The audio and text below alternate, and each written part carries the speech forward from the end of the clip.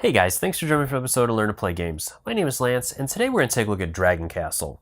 This is a brand new game by CMON Games. It takes roughly 45 minutes to an hour and a half to play, and it is a 2 to 4 player competitive game, so each of the players is working against the other players to gain the most points to be the overall winner at the end of the game. So the game itself is the Dragon Castle is the most prestigious and powerful building within the realm. And over the last couple decades, it's slowly lost that power and prestige, and people are not interested in living there anymore. So they're slowly moving away and looking for a new place to stay, which is where the other realms are going to come into play. They are interested in becoming the new Dragon Castle, and so they're looking to build and make a most appealing place for these new people or these people to come and live. So this is a game that is based on the Chinese Mahjong game. So for those of you that have played that, you're going to be familiar with how some of the rules and ways that this game works. It has added some interesting new rules to it and included some different takes on things. They have spirit and dragon cards that are going to add different actions as well as different end goals. Each player also has their own realm, so once you take the tiles, you're going to be playing them onto this realm card that you have to build and gain points at the end of the game and throughout the game. So some interesting different twists. My opinions to this game so far, I've really enjoyed it. I do like Mahjong. Of course, almost all of us have it on our PC. So you got 20 minutes to waste sometimes and you don't have anything else to do, you'll pop it on and play it. So for those of us that are familiar with this, it's definitely going to feel familiar, as well as it's going to add some new things. Like I said, you have the Spirit and Dragon cards that are going to add different things. You have your own realm board where you're going to be placing those tiles throughout the game to gain points. You're going to be building temples on top of them to gain points at the end of the game, and a lot of different things. So there are plenty of differences to this. It's not just a carbon copy of the Mahjong game. It does add its own unique flair to that game as well. And of course, these are just my opinions. I'd also love to hear your guys' opinions. Is this one that you've played or interested in playing? Let me know in those comments below. So let's go ahead and head to the table, and I'll teach you guys how to play. The first thing I want to look at are the tiles themselves. So the game itself is going to come with 116 tiles in total, and these are broken down into two different categories. You have the faction tiles, which there are 3 different faction tiles, which contain 24 of each of the different factions, numbered 1 to 6. Then we have the specialty tiles. You have the wind tiles and seasonal tiles, and these will have 16 tiles in each. And then finally, you'll have 12 dragon tiles. And there's 3 different images on the dragon tiles. Player setup is very easy. First off, each player is going to choose one of the realm tiles to play as. These are all identical, they're just different, the 4 different seasons for the image on them. Then each player is going to get a quick reference guide, which is on one side will list the different actions that a player can perform during their turn, and on the other side will be the different scoring points that they will receive based on the 3 conditions, as you guys will see later. Finally, each player will also receive a shrine that will go into their shrine pool on their board.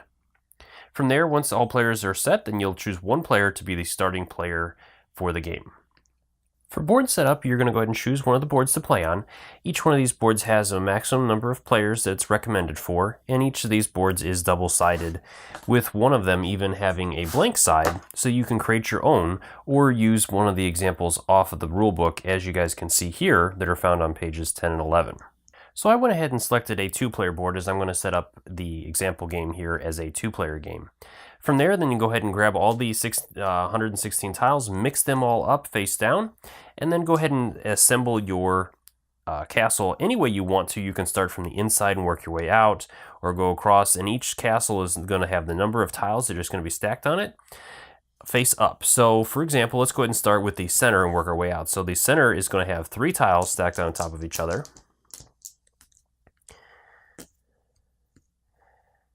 Across all of these center points. Then we'll have 2 in the sections around it, the little yellow sections, and then finally the brown sections will have just 1 tile. So I'm going to go ahead and complete this off camera, and then we'll come back after it's all done. Now that we have all of our tiles placed on our board, the next thing is to go ahead and place out your victory point piles and your shrine pile in a central location. Then you can grab your countdown tokens and place them all on a stack on the far end here, and then move 1 token from that stack into each of the other circles, until you cover up the circle with the number of players you're playing. So we're just playing 2 players, so that is where we will stop. The next step after that is, if this is an optional step, if you want, go ahead and grab the spirit deck, shuffle it up, and place one out there. This will be the spirit for the game, and will give you another effect, which we'll cover a little bit later. You'll do the same thing with the dragon deck. Go ahead and shuffle it up and choose one. The ones with the lanterns on them will be the starting ones, or the recommended ones to start with for the games, and we're going to go ahead and cover how these work a little bit later in the video. Dragon Castle is played over turns. Players are going to take their turns in a clockwise order, and during a player's turn they must perform one of the available actions. Then they will place any tiles they've collected into their realm board. In addition, if you're playing the optional rules of including the spirit and dragon cards, at any point during a player's turn they can discard a face-up tile from their realm or a shrine from their shrine pool to activate the spirit's power. So let's go ahead and head into the game now. So our first player is our player over here, and each player during their turn, they must perform one of the available actions, which most of the game there are only going to be 3 available actions that the players can perform. Plus, if they want to perform a spirit action, if it is included in your game. The final action will be available later on in the game when only the ground level tiles are remaining. So we're going to cover that a little bit later. So I'm going to go ahead and take you guys through each of the 3 main actions a player can perform so you guys can see how each one of them works. So the first of the available actions we're going to look at is a pair of tiles. This is going to allow you to pick up any available tile from the top floor of the Dragon Castle and then take a second available tile from any floor that is the exact same symbol. First off, before we get into this, the one thing I want to cover is what tiles are available. In order for a tile to be available, it has to have one of its long edges exposed with no other tiles touching it. So currently with the top floor tiles, only these 6 on the ends are the available tiles. These ones in the center are not, because both their long ends are touching another tile. And that goes same for the second and third floors. Right now, basically all the perimeter tiles are the only ones that are available for players to take. So moving back into our first example, we're going to take one of the top tiles from the top floor that is available, and then we must take a second tile either from the top floor that is available or from one of the other floors along the Dragon Castle. So I'm going to go ahead and take this green 4, and then I have to take a second one that is exactly the same. I cannot come over here and take this one green. It must be another green 4. So I can take this one over here. And from there, then I'm going to place it into my realm board, which we're going to cover how to do that later on. The second option for available actions is a tile and a shrine. This is going to allow me to pick up any available tile from the top floor, and then I'm going to take one shrine from the pool. So again, we'll take one of the available tiles. So let's go ahead and say we take this one. And again, we place it in our realm, as I will show you guys later. And then we'll take one shrine from the pool and add it to our shrine pool on our realm tile. The third available option that players have is to discard a tile. We're going to pick any available tile from the top floor again and discard this tile face down next to our board, and then we get to take 1 victory point. So again, we choose one tile, place it face down next to our board, and then we'll gain 1 victory point that we can place off to the side. After you've completed your action, you must place any tiles you have collected onto your realm board. You can only place them on empty spaces or on top of face-down tiles. They cannot be placed on top of shrines, and you are not required to place these tiles adjacent to one another. So let's go ahead and take a look at an example of this. We're going to go ahead and say during our turn we got these 2 red tiles. We're able to place these anywhere we want on our realm board within the squares of the realm board. And then we'll say during later turns we were able to pick up a couple of additional ones. So we'll do something like that. And then we'll have these here, and let's go ahead and say that we have them like that. All right, so then we're going to move into the next part of this, which is consolidating a set of tiles. So if after placing all of the tiles you've collected on your turn, you create a set of at least 4 adjacent tiles of the same type, you must choose to consolidate them. You cannot choose whether or not you want to. You must do this. When doing this, you're going to flip over all the consolidated tiles face down. They can be done on different floors, as you guys will see, and then you're going to gain a number of victory points based on the number of tiles in the set that you flipped over. So let's go ahead and take a look at an example of this. We're going to go ahead and say that we were able to gather 2 more red tiles. And we're going to go ahead and place these tiles here and here. At this point, we have at least 4 tiles that are adjacent to one another.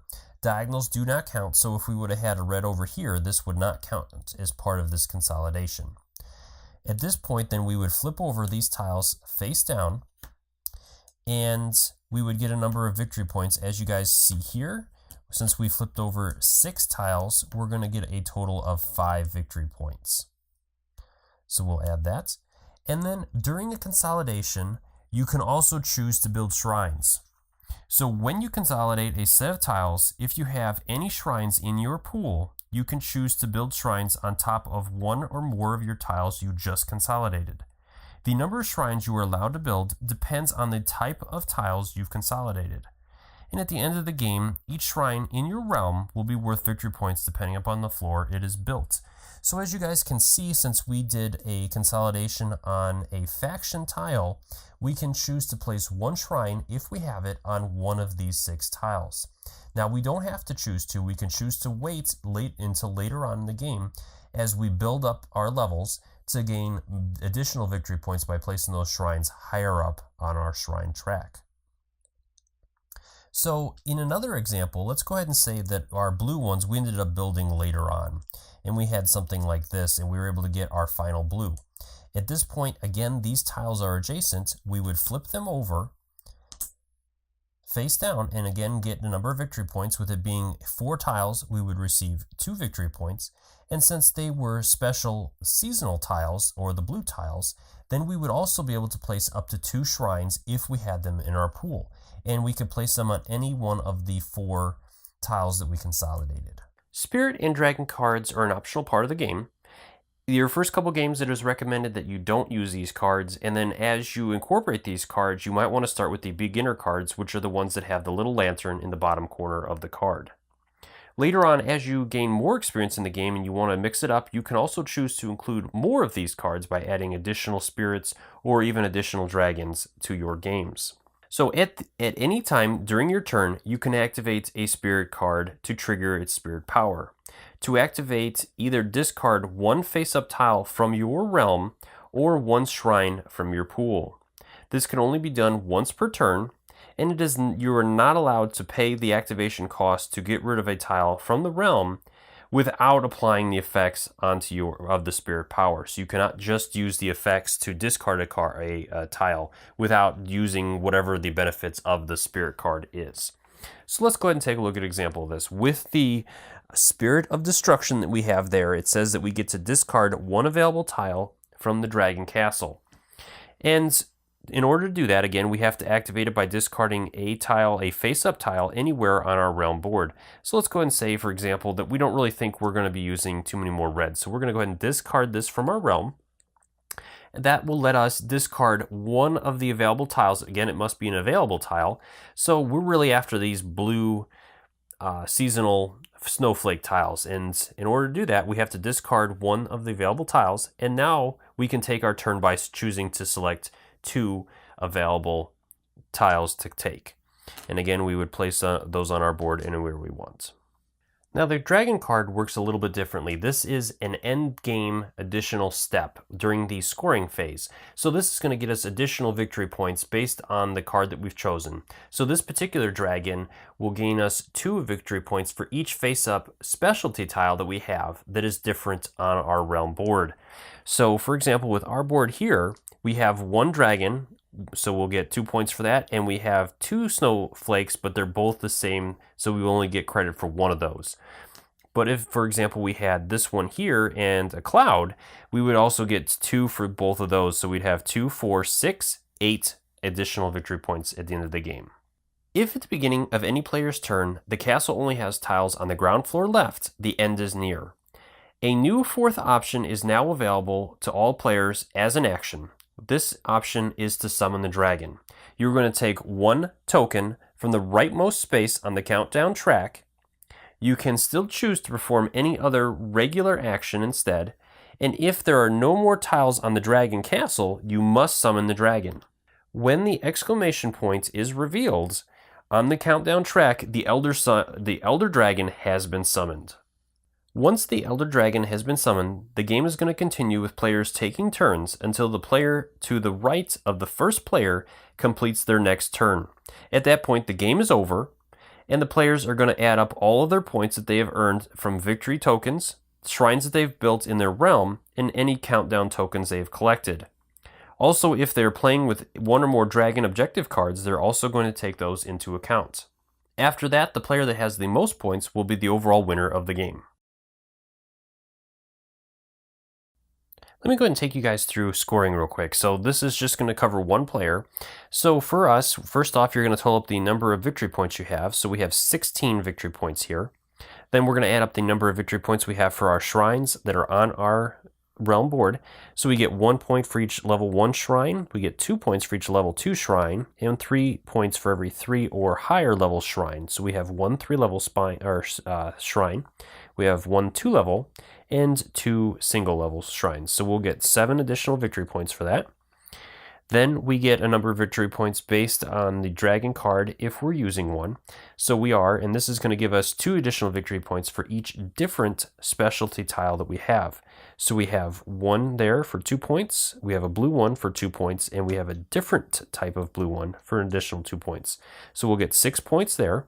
So that puts us up to 29, and then we also get to count our dragon tokens if we have any. So that's 2 additional. So he's going to end the game with 31 points. And we do not get points for any additional shrines in our pool or anything else. Well, I hope you guys found this video helpful. As always, if you have any questions or comments, please leave those in the comment section below, and I'll do my best to answer them. And if you like this video, if you enjoy what I do, please consider hitting that like button and subscribing to my channel, as it will help me to continue to grow and bring new and exciting games to you guys. And as always, thank you guys so much for taking the time to watch my videos and to leave me comments on them. I do really appreciate it, and I do take into account everything you guys say. Also, if you guys are interested, swing by my Facebook and Twitter accounts.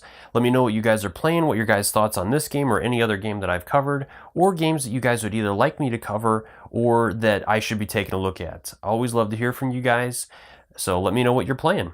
And until next time, I'll see you guys later.